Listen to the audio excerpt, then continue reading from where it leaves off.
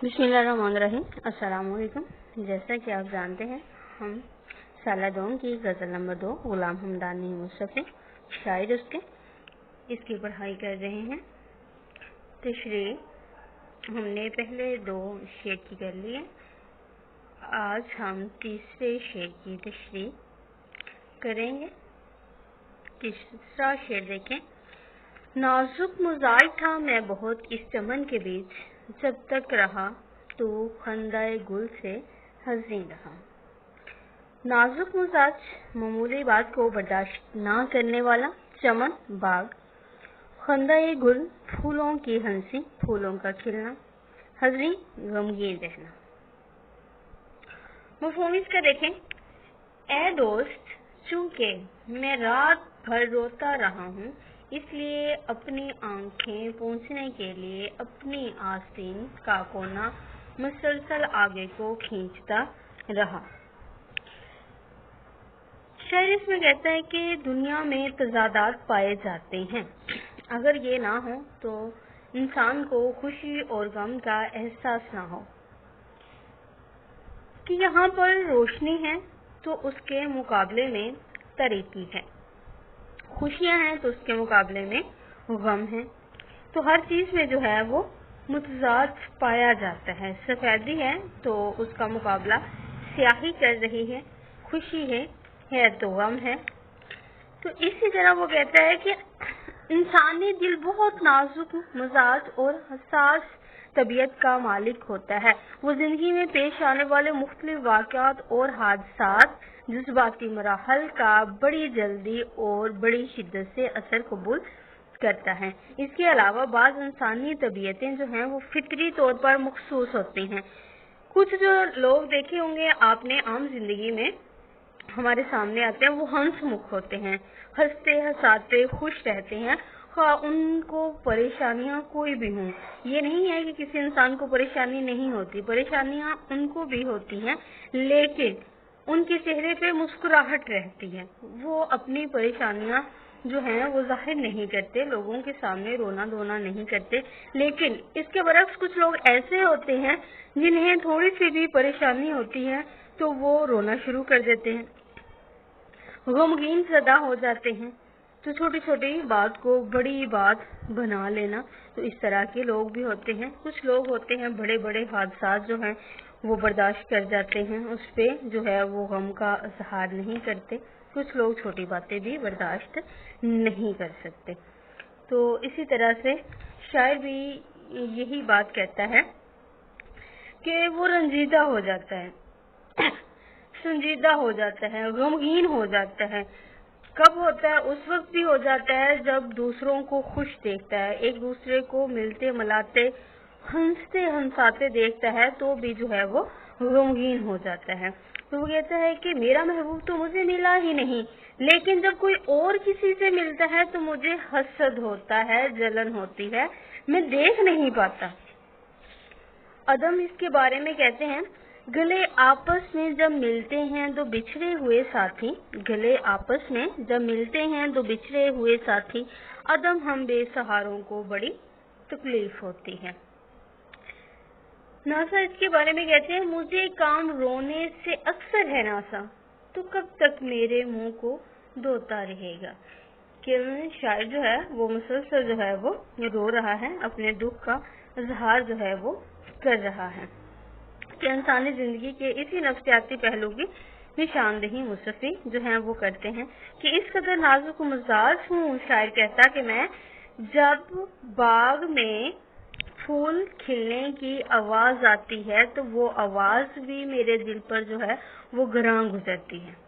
दरअसल इंसान खुद रंजो गम में मुब्तला हो तो सैरो तफरी, दिलकश मनाजर उस पर कुछ भी असर नहीं करते, बल्कि इंसान की तबीयत जो है वो और ज्यादा बोझल हो जाती है। वरना फूलों का खिलना किसी अच्छा नहीं लगता, फूलों के रंग किसी अच्छे नहीं लगते, उसकी ताजगी किसी अच्छी नहीं लगती।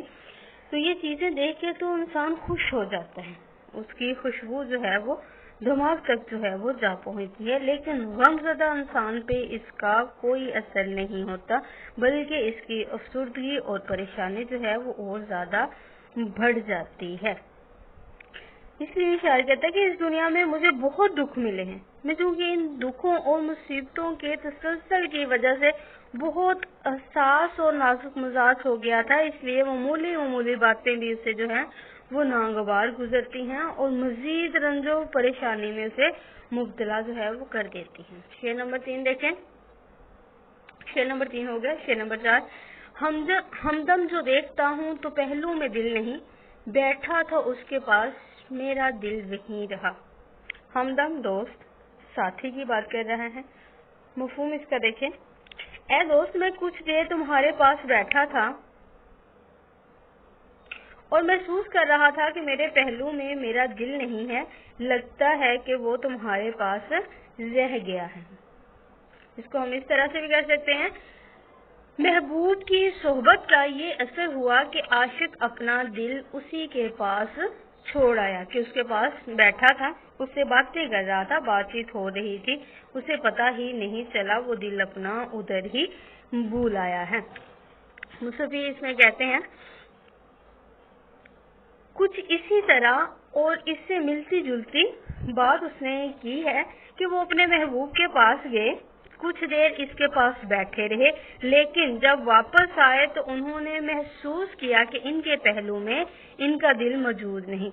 وہ اپنے دوست سے مخاطب ہو کر کہتے ہیں کہ یقیناً یہ محبوب کے پاس ہی رہ گیا، کیونکہ وہ اس قدر حسین و جمیل دلکش اداؤں کا مالک ہے کہ اس کے پاس سے اپنے دل کو بحفاظت واپس لے کر آنا ممکن ہی نہیں۔ وہ کہتے ہیں دل تھا ہمارے پہلو میں، خدا جانے بات ہے کب کی، کہ کبھی ایسا بھی ہوا کرتا تھا کہ اس کا دل جو ہے وہ اس کے پاس ہوا کرتا تھا، لیکن اب جو ہے وہ ایسا ہو گیا ہے کہ اس کا دل جو ہے وہ اس کے پاس نہیں رہا۔ شاعر کہتا ہے کچھ اس ادا سے آج وہ پہلو نشین رہے، جب تک ہمارے پاس رہے ہم نہیں رہے۔ شعر نمبر 5 دیکھیں، آخر کو ہو کے لالائے اگا نو بہار میں، آخر کو ہو کے لالائے اگا نو بہار میں، خون شہیدہ عشق نہ زیر زمیں رہا۔ اس کے مشکل الفاظ کے معنی دیکھیں، لالا کہتے ہیں سرخ رنگ کا ایک خوبصورت پھول جس کے درمیان میں سیاہ داغ ہو۔ لالا کس کو کہتے ہیں؟ آخر کو ہو کے لالا، لالا سرخ رنگ کا ایک خوبصورت پھول جس کے درمیان میں سیاہ رنگ کے داغ ہوں۔ پھول کے اندر چھوٹے چھوٹے سے دانے سے ہوتے ہیں، اس کی بات کر رہا ہے۔ نو بہار، نئی بہار، بہار کا موسم، خون شہید عشق، عشق کی راہ میں شہید ہونے والوں کا خون، زیر زمین، زمین کے نیچے رہنا۔ مفہوم دیکھیں، عشق کی راہ میں اپنی جان قربان کرنے والے کا خون زمین کے اندر نہ رہ سکا، بلکہ بہار کے موسم میں لالے کے پھول کی شکل میں باہر نکل آیا، کہ سرخ رنگ کا ایک خوبصورت جو پھول ہے بہار کی شکل میں جو ہے وہ بہار کے موسم میں باہر نکل آیا۔ عشق کی راہ میں اپنی جان قربان کرنے والے کا خون زمین کے اندر نہ رہ سکا، بلکہ بہار کے موسم میں لالے کے پھول کی شکل میں وہ جو ہے وہ باہر نکل آتا ہے۔ اس میں شاعر نے بہار کے موسم میں لالے کے پھول کو اگے ہوئے دیکھا تو اس کی نظریں اس پھول کی رنائی کی طرف گئی۔ اس نے صرف یہ دیکھا کہ لالے کا سرخ رنگ کا پھول کھلا ہوا ہے اور اس کے بالکل درمیان میں ایک سیاہ داغ ہے، نشان ہے۔ چنانچہ اس کا دھیان فوراً عشق کی راہ میں شہید ہونے والے عاشقوں کے خون کی طرف چلا گیا، جو خاک پر بہہ کر زیر زمین چلا گیا، کہ خون شہیدہ عشق نہ زیر زمین رہا، کہ پہلے وہ جو ہے وہ خون بہہ جاتا ہے زمین کے اوپر، لیکن وہ زیادہ دیر دب کر زمین میں نہیں رہ سکتا۔ اس کے مزاج کی بے چینی اور بے قراری جلد ہی اسے لالا کی شکل دے دیتی ہے، ایک پھول کی خوبصورت شکل دے دیتی ہے اور زمین سے اسے باہر لے آتی ہے۔ چونکہ لالا کے پھول کا رنگ आशिक के खून की मानद सुर्ख था और आशिक के दिल पर लगे हुए महबूब की बेवफाई के दाग की मानद लाला के फूल के सीने में भी स्याह दाग था। चुनाचे शायर ने ख्याल किया कि इश्क की राह में शहीद होने वाले आशिक का खून कभी रायगा नहीं जाता। दरअसल यहाँ पे मुसफ़ी हमें जो है वो क्या पैगाम देना चाहते हैं। एक गालिब इसके बारे में भी कहते हैं कि सब कहाँ कुछ लालाओ गुल में नुमाया हो गई, खाक में क्या सूरतें होंगी कि पिन्हा हो गई। मुसफ़ी इसके बारे में हमें जो पैगाम देना चाहते हैं वो ये है कि जो भी शख्स किसी मकसद, नजरिए या जज्बे की खातिर अपनी कीमती जान कुर्बान करता है, इसका खून रायगा नहीं जाता।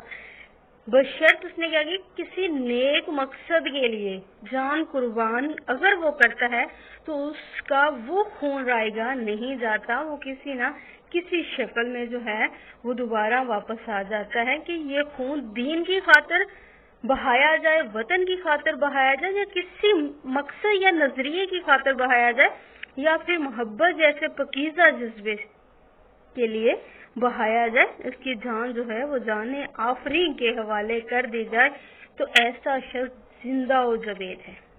अपनी जान की यूं कुर्बानी देने वाले लोग हमारी नजरों से ओझल जरूर हो जाते हैं, वक्ती तौर पर हम उन्हें देख नहीं पाते, लेकिन उनका नजरिया, उनका मकसद जो है वो हमारे सामने हमेशा के लिए जिंदा रहता है, जिसकी सरबलंदी के लिए अशाक के कई और काफिले जो हैं वो उठकर तैयार हो जाते हैं, और यूं इन अशाक की कायम की हुई रवायत जो है वो चलती रहती है।